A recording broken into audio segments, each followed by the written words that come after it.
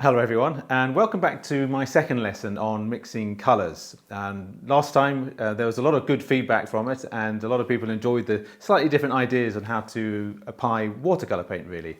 It's a very fun way of doing it. It's different from other ways.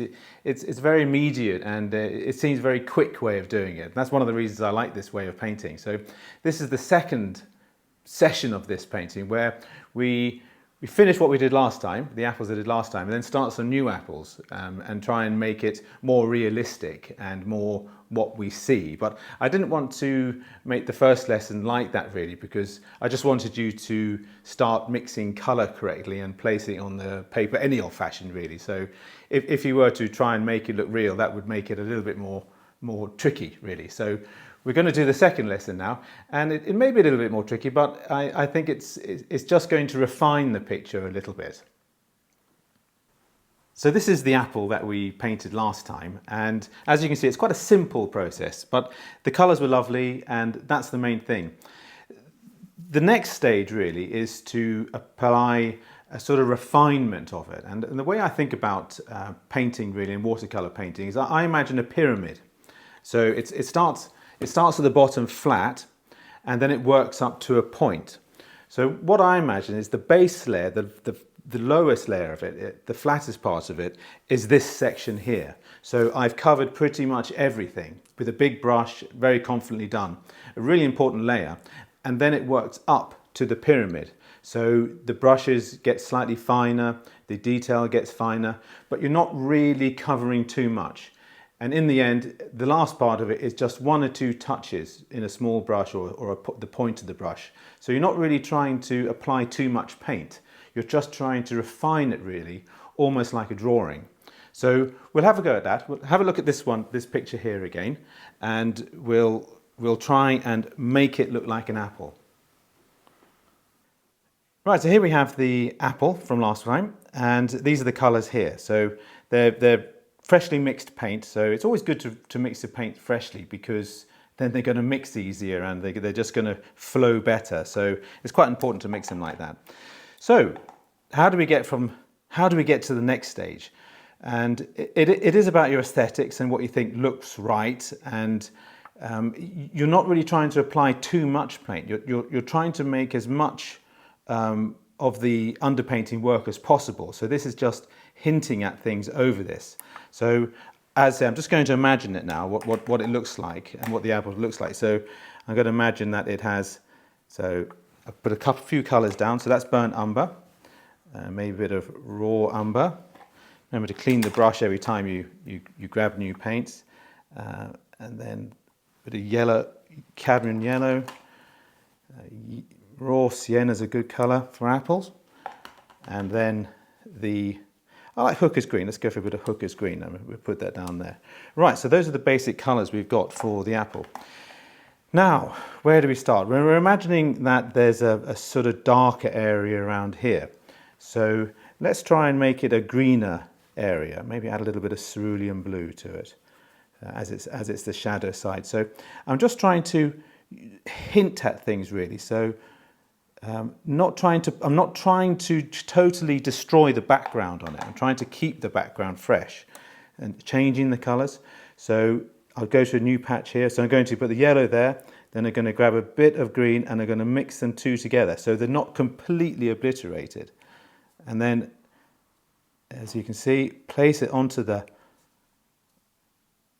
surface of it. And it's just sort of making it seem a little bit more colourful and real. Now for the top part, why don't we add a little bit of red to it? So a bit of cadmium red. Clean the brush and get a bit of yellow there.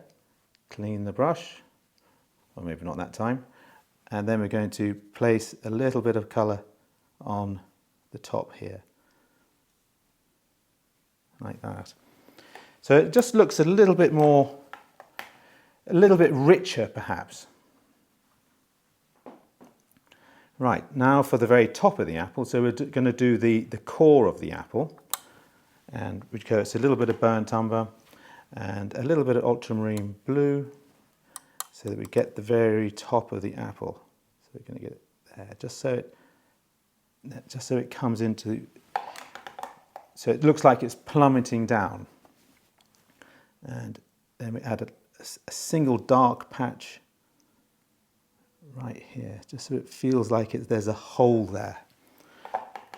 Okay, then perhaps we can do something the other side now. So maybe a little bit of just red and just hints, not too much.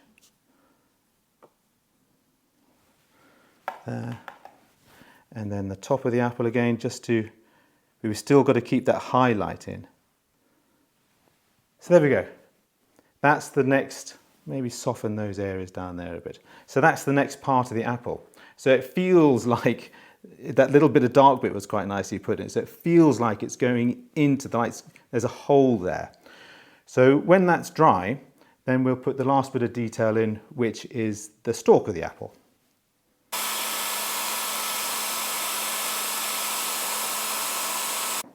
So what I've done now is I've dried that with a hairdryer, just for speed really. I don't really like using hairdryers much. I find they're a little bit too invasive.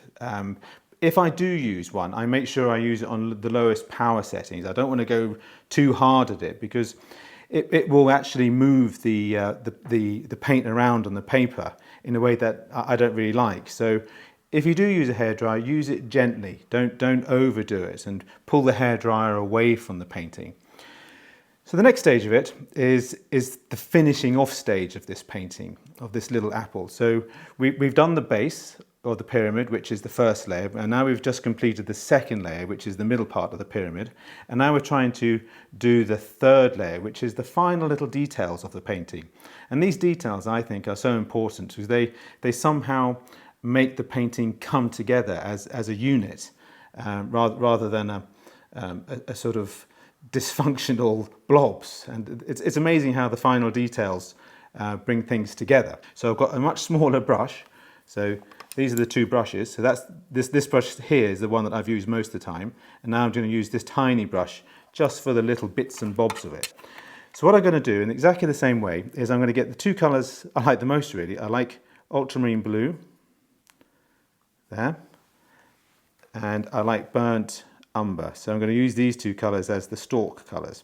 So I'll mix them both together, and there's much less water on this one because I'm trying to apply quite a darkish colour, so I'm not going to use too much water. So a bit of colour there, bit of colour there, and then put the stalk on, and then maybe a little bit of water just to soften it a little bit. There. And then maybe, it looks a bit sort of stark there at the moment, so I need to somehow soften this into the rest of the apple. So what I'll do is I'll try maybe a little bit of, I love cerulean blue, so what I'll do is I'll grab a little bit of cerulean blue there, and I'm going to bring it into the base of it just to soften it a bit. You see that? And then I'm going to wash the brush again, and I'm going to soften that again, like that. So it's not quite as hard. So you're always looking in areas about trying to emphasize things and de-emphasize things. So that's sort of made the stalk a little less violent. Okay, trying to change the colors again. So that's pretty much the basic apple of it. And you could keep on going if you wanted to. And that's a question of taste. For example, I could imagine that if I grab a bit of red, maybe, the dirty red and a bit of that yellow, I could put a spot there or something, or I dabbled off my finger. There's so many little implements that you can use. You don't always have to use a brush. See that? You can just have a bit of fun with it, really. So that's pretty much the apple there. So you can see I haven't added too much paint, and I've tried to keep the shape and the initial layers intact as much as possible. But to my eye now, that looks like an apple. It's fascinating to see how that comes together. So have a look at that, and at home try and do one of the apples that you've got and that you've painted from last time, and see how it goes from there.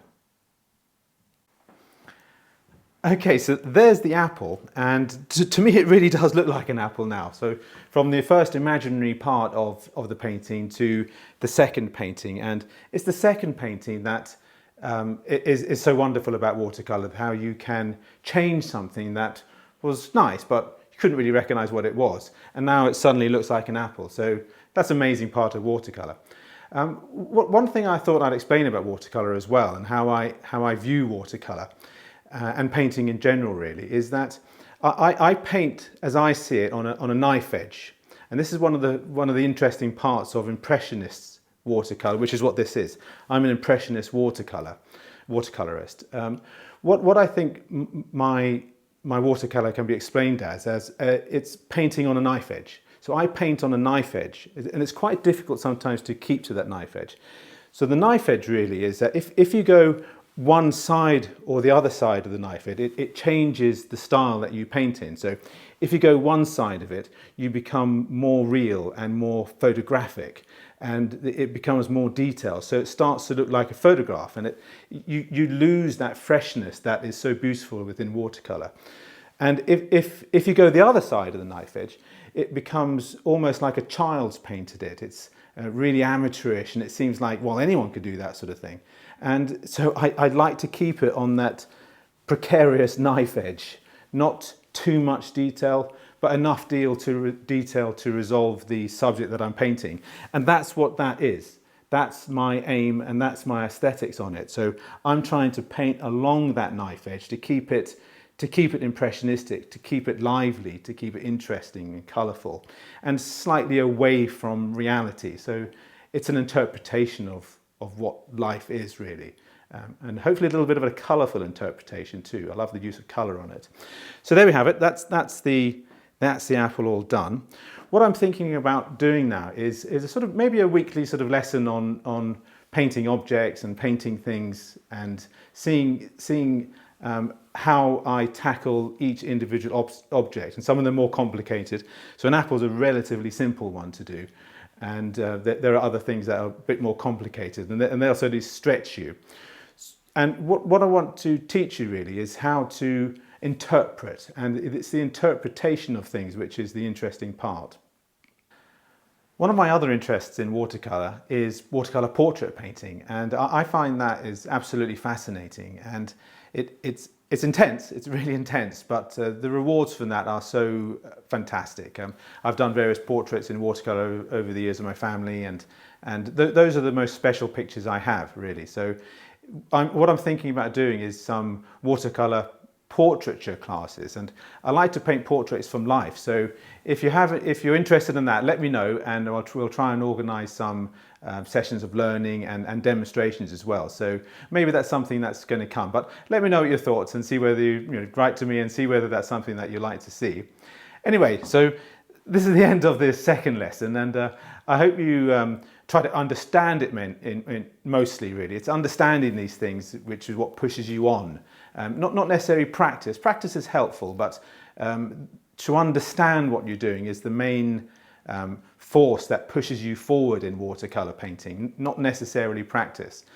So I hope you enjoyed that, and thanks very much again for the people who bought me a coffee. It's very kind of you, and I look forward to seeing you in my next video. Thanks very much. Bye bye.